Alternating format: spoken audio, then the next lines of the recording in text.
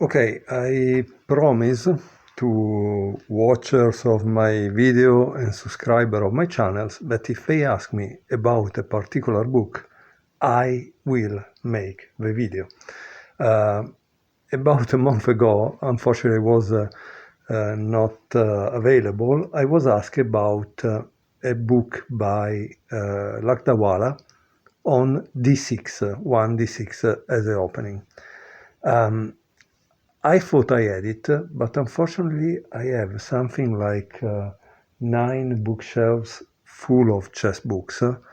And then, because they were overflowing, I started to put them in boxes. So I honestly don't know where that book is. Luckily, I have a copy which is electronic, but I have it because I know that I have it. It's just that I don't know where it is. Okay. In any case, the book by Lakdawala, I watch it, and in fact, it's very interesting. Why? It's very interesting because it's not only giving you a repertoire, but it's giving you a thinking method about this repertoire. And now I will show you why. I begin with the fourth game, which is Vasyukov, that was a famous grandmaster, against Pribil, that was in Lakdawala words the godfather of this opening. Now, the opening begins with e4 and d6, right? But what Lakdawala is pointing out is that this could be a system similar to the French defense, with the fact that you bring out the light square bishop, so it's better than the French, because in the French you have to suffer because of that, right? And here, after d6, you continue with d4, knight f6, knight c3, and c6. This is the interesting part, okay? And it says, game on. Pribil faces down a GM, a grandmaster. Vasyukov was famous. I don't know when they played this game, but in that time he was surely a strong player. And he says, armed with his understanding of an unknown and quirky system and distilled by his experience in the line. Pribil was the underdog in this game, but one should never underestimate the value of experience. It's a reasonable assumption that Vasyukov's sum or total of experience in the Pribil rat, he says that this kind of opening was also called the rat in Canada, that was his original country, was 0. And why? Because here he plays knight f3, and then there is bishop g4. No? And he says, reaching the starting position of chapter 1. No? And he says also, this come to a surprise to Vasyukov that probably was expecting this, g6, right? And this would be a transposition into the Pirk. But again, why the book is good? Because, as you can see, is going to make the opponent think from move 1. And that's what probably is better in real games. And also blitz, obviously, because you know what you are doing and your opponent must guess. Okay? Notice that previously he said that there was also a comparison with the Caro-Kann, okay? In which Capablanca played a similar opening, and so you could be interested in that. But for the moment, I just want to show you this game, because so you start to have a feeling for this opening, okay? So after this bishop g4, white could continue with bishop e2 that was played in the game, or h3. and after this, play this. Okay, this means that white wants to play this and this. Okay, so that's the reason behind. So let's see what happens after bishop e2. That now black plays e6. You see, this is a kind of amazing in a sense, e6, because it's fighting for the center, clearly, and it doesn't have a problem of this in there, so he has developed it. The fighting for the center means that when he plays this is free, so it's a great great opening for black. Okay, let's see how it continues. Castle, bishop e7, and now Vasyukov plays a novelty. He plays knight g5. He says a novelty at that time and one which isn't particularly dangerous to us. The question is, why not? This book, 1d6, is part of a series move by move. So it means that the author asks you questions that you should try to answer yourself, okay? He says, by swapping white breaks the principle, avoid exchanges when the opponent is cramped. Okay, so this is considered a cramped position. White has more space, right? So why would you play this that now you give him an exchange, which means you have less pieces for the attack, right? And here he says, question, but black can swap anyway on f3, even if white avoids his last move, correct? Answer, correct. And we see this plan arise in our next game. The next game will be Langeweg against Petrosian, okay? So, in this case, white gets the bishop pair, although it's debatable whether the bishop pair actually constitutes an edge in such a block position. So how does black continue? Obviously exchanging the bishop. And after this, there is this, because you kick away that knight. So it was a kind of waste move, right? Knight f3, d5. The main idea, black gets a French without the bad bishop. Do you understand now what I was telling you in the beginning? It's great, right? He has a great position. And so let's see what he does. White plays e5, okay?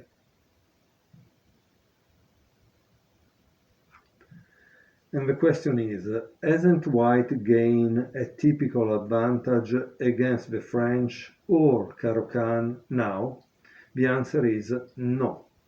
White's last move, although gaining space, actually violates a few principles. One, don't place too many pawns on the same color as your remaining bishop. As you can see, they are on dark squares, and this is on dark squares. 2. Don't close the position when your opponent owns the knights. And 3. Don't close the position when leading in development. So was last move white move an error? Paradoxically, no. White gets nothing as well if he retains the central tension. And this is the thing, however. Honestly, I would have kept it or exchanged, but I don't see the reason to push right away. Well, I don't know. And here he quotes another game that instead of e5 played bishop f4. After bishop f4 there was castle, hoopla, rook a d1, d takes e4, knight takes e4, knight takes e4, queen takes e4, and queen d5 with equality. This game was played in 1996. And he says the lesson here is following principles doesn't work 100% of the time. There are always exceptions. So this position it's also good for black. Now let's return back.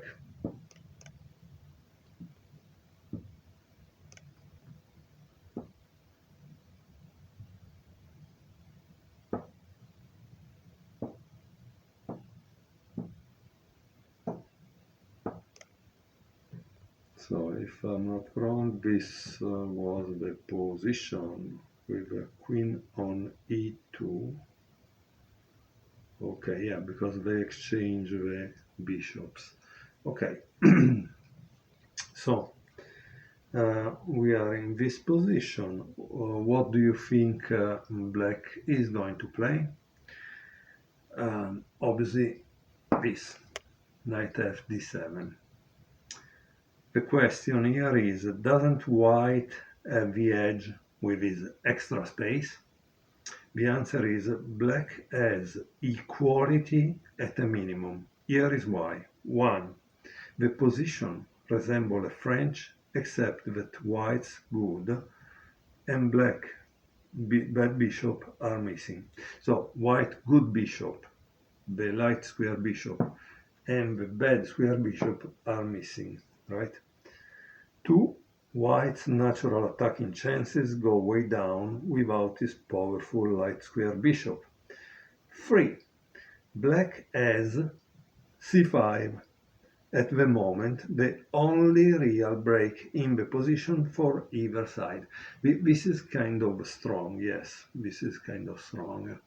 And so black has an easy game in a sense, right? Okay, so let's see what white plays. Here he plays bishop f4.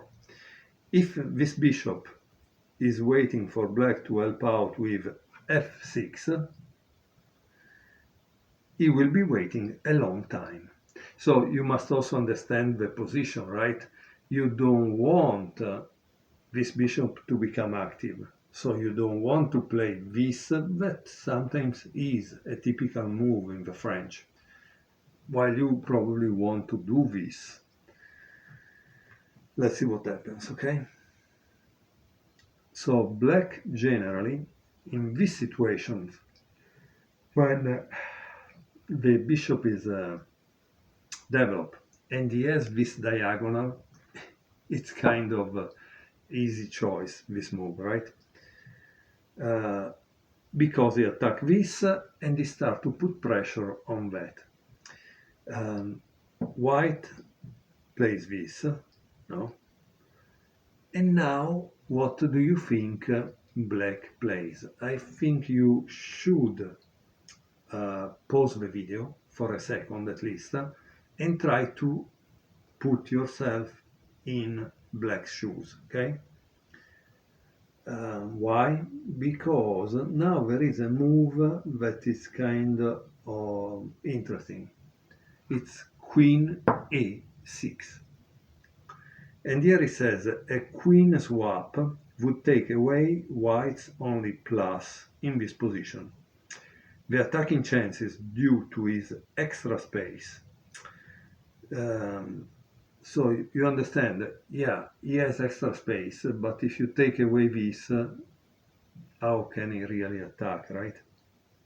Obviously, white doesn't want to exchange the queen, so he plays queen d1.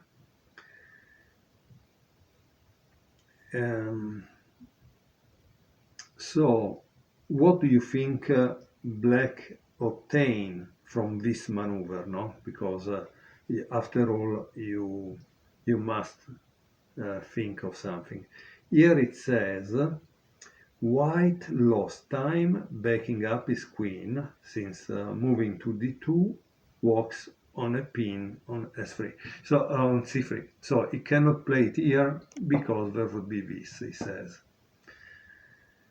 And moving to e3 allows c5.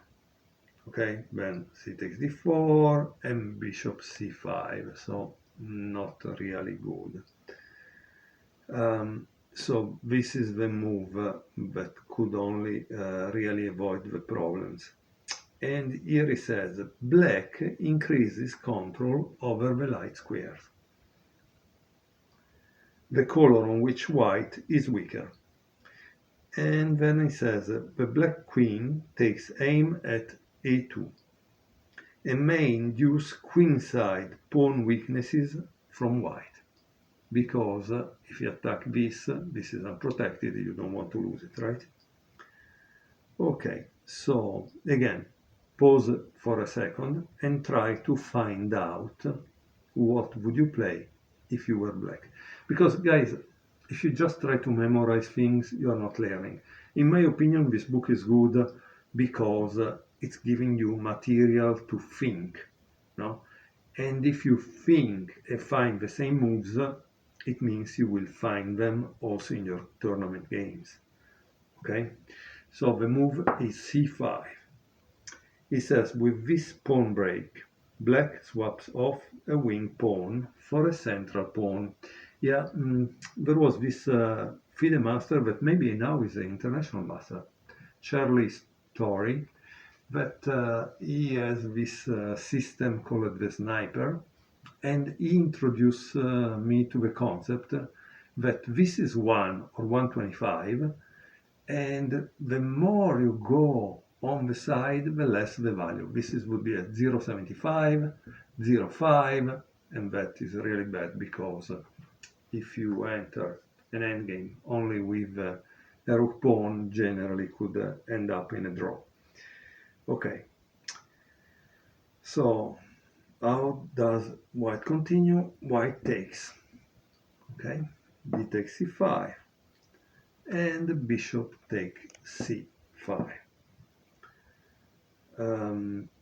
Now Lakdawala makes a comment. He says that he would have preferred this. Okay, so let's see why he would prefer that. Because now white plays b4, and b4 it's a good attacking move. Why? Because now you need to give up that square. So that's why knight c6 was better, because it was taking control of this square.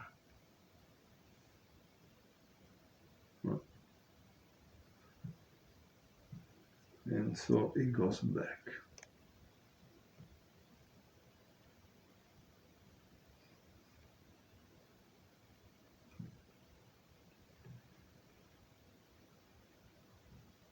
White plays b5, and here there is queen a5.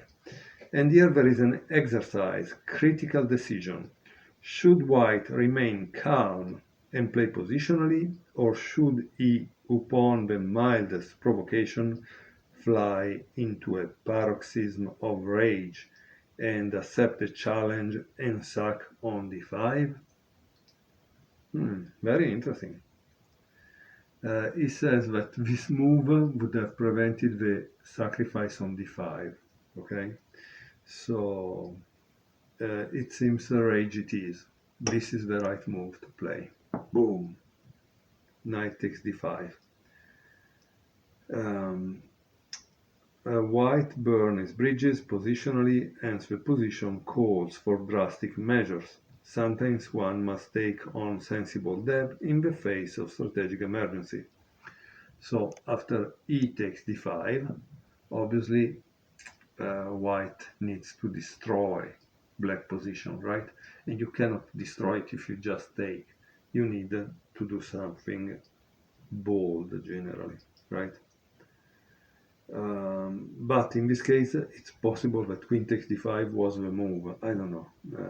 Just watching the game for the fourth time. So here it says that white played d6, but to me, I like it very much. But he says there is boldness and then there is leaping off a cliff. This is the wrong way. Okay, I didn't know, sorry. The right move is the following. Queen takes d5, no? So let's see what happens after queen takes d5. So queen c7, defending. Then we have rook fe1, knight b6, and here there is a beautiful move by white. Guys, I ask you to pause. Yes, the board is not in the correct side, but you should think what white would play here. Just, I want to give you a hint. It's something that Tal would do all the time, because Tal sacrifice in his game always on one square, and the square is f7. So this is the move. Boom! Can you imagine? Would you have played this move? Probably not, right? King takes f7, and of course now there is e6 check and bet, right?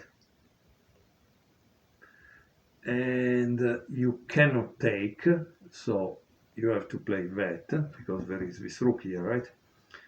And boom, there is this.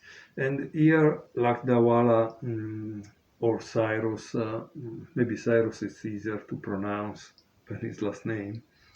And here Cyrus writes, and White's huge development lead compensating in this unbalanced ending. So I don't know, 3, 6, 7 against 4. Oh, okay, yeah, he has a good development, and the king is kind of misplaced. So this is nice, yeah. Okay, now let's return to the position from which we saw this thing, right?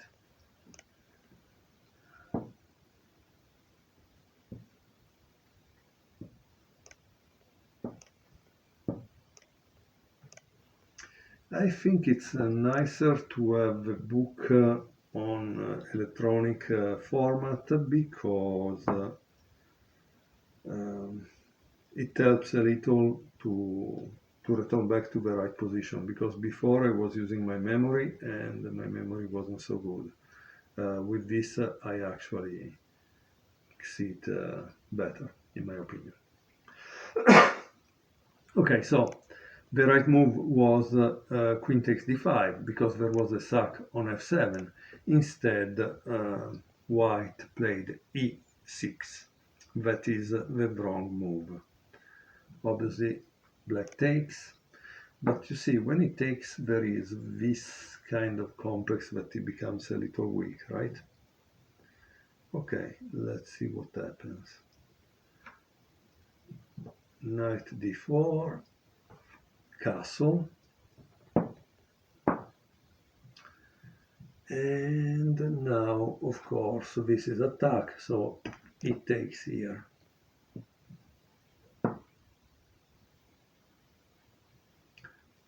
And then there is knight f6. Here it says giving white the choice of either rook.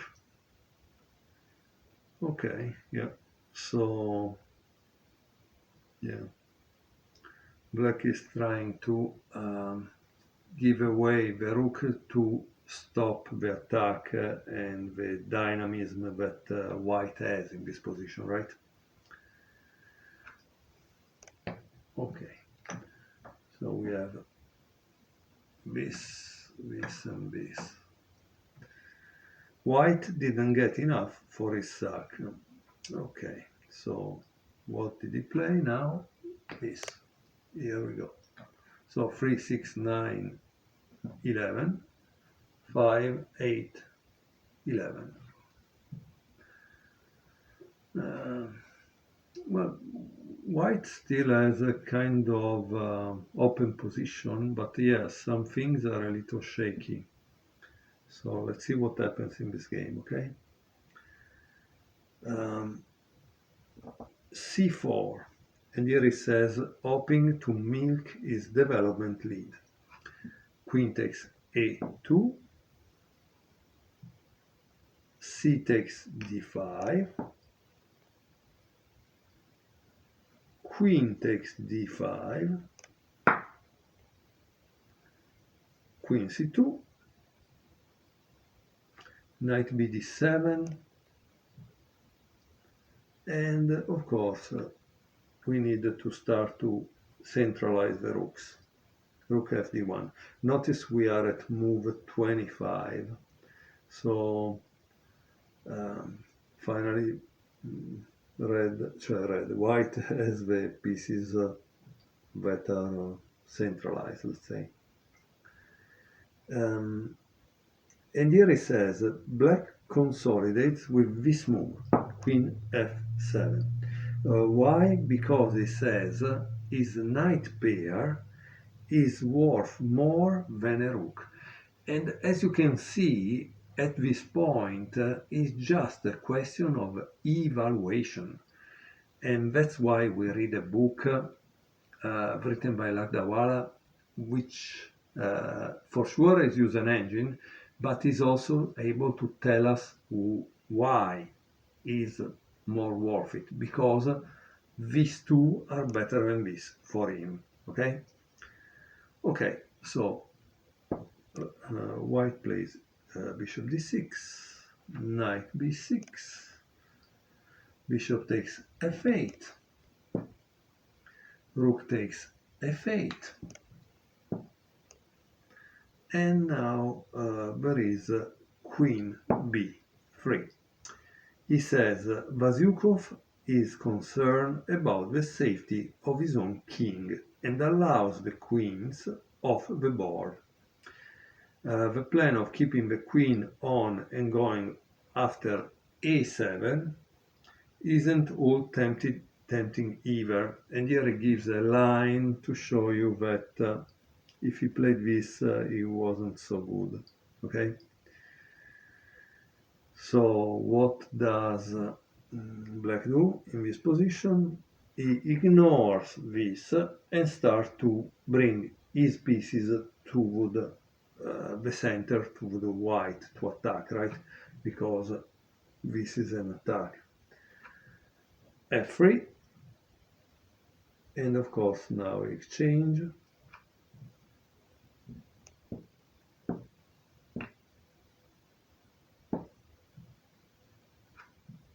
And knight c5. As you can see, the rook, yes, it's on the d file, but it cannot enter the important 7th rank. Okay, so that's kind of important. White continue with rook b4,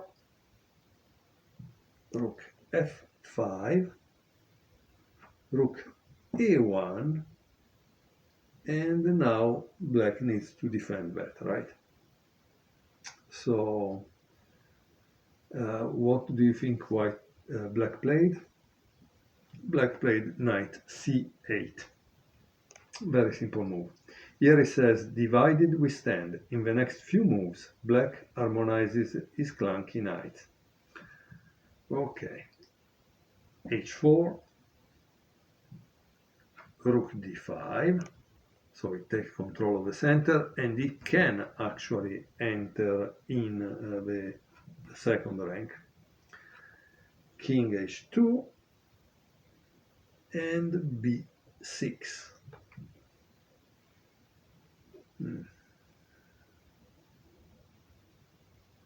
And king g3. Here there is an exercise in planning, okay? So black guarded his queenside property with meticulous frugality. Still, he finds himself a bit tied down to his weakness on a7. Yeah, that's a kind of problem, right? Is there a way he can do the same to white by targeting the b5 pawn? So guys, now you need to answer the question. Can black attack this pawn and tie down the forces, white forces, to defend it? The answer is yes, and the move is knight b7.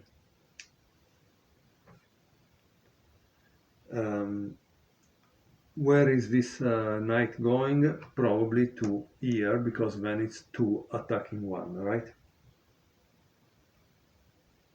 So white plays this, rook c1, and black play rook c5. Now this is interesting, because you see that it told us that the knight pair was better than the rook. Now we can see it. If they exchange the rooks, then yeah, black will win, because this is an endgame. He has more activity, he has more pieces that can attack and do something, while white has only one piece. So that's why it's important. Obviously, white is not stupid, he's a grandmaster, he plays rook e1. Okay, if he played rook c5, he would have lost. And don't believe me, try to do the exercise. Okay, you should put the position on your computer, play this, and see if you can win the game, right, as black. Because in this way you learn about the endgame and how to convert a position in which you have an advantage. Okay, knight d6, and now he must defend, because black has covered all the bases here, right? So now he has forced the rooks to defend, which means he can do something else with the other knight, right? I think games, often as beginners we don't like to enter in the end game, but as you can see, it's exciting, because now you are becoming active, you're understanding the value of the pieces. You ask yourself, what should I do to win this game, right? And as you can see, 2 pieces block that, and he has a piece that can go around. King h3, knight d5, rook 4, b3, and of course, boom, and b5 is gone, right? And here it says, there goes b5, after which a knight conveniently covers a7. White could resign here, but of course white didn't. Why? Because white is a grandmaster, and white wants to see if you make a mistake. So now the next moves are without any comment, and you will see them, because in this way you learn how to convert a won position, right? So rook e1, king f7, g4, knight d takes b5, rook b4, and here there is knight d5, rook b e4, and knight d6, rook d4, knight c8, because you see they protect each other, they kind of difficult to kill, right? h5. As you can see, white is going to run out of possible moves once he has finished to move his pawns, and then what does he do? How does he stop this 2 pass pawn? Because 2 pass pawn means that he needs to sacrifice, right? And here we go. So remember, Ninsovic said the rule is, if you have a pass pawn, you need to do what? Push it, especially in the endgame, right? rook e5, e5. You want to push them together because they defend each other. So as you can see, it's also a learning lesson, this game. It's a beautiful learning lesson. And of course you must be careful, because the guy is a grandmaster. He will try to create problems as much as possible. G takes h6, G takes h6, and rook d4. Rook c5, because otherwise, yes, you lose them for a rook. Rook e4, and king d7. Here we are going really to the end. Rook g4, b4, and now things are getting better. Rook g6. What do you think he played? He played b3, because at this point this is nearly becoming unstoppable. Okay. Rook b6, and of course takes, and then there is this. Oops. Why? Because I hope you know, guys, the fact that practically 2 pawns on the 6 cannot be stopped by a rook. The rook needs to sacrifice to stop one, and it's over. Okay, so here it says, summary, our opening is weirdly deceptive. Read on, and the next 8th chapter will explain you why. I wish the reader good luck with the Prebial Wade Rat no-name system. Maybe your book-up opponents give you perplexed look when you employ it. So yes, the point is that you will surprise your opponents with this opening. And now I will go to the next game. Thank you for watching.